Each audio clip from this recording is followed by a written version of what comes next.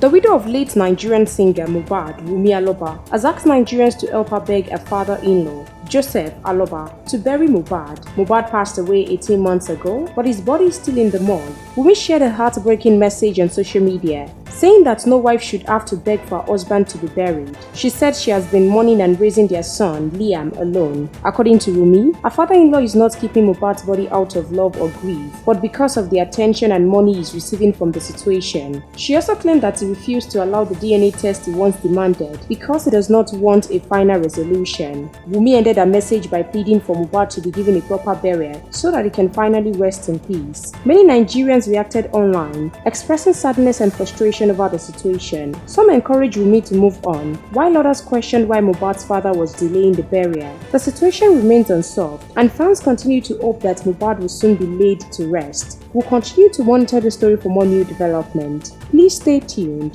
to NaijaNews TV.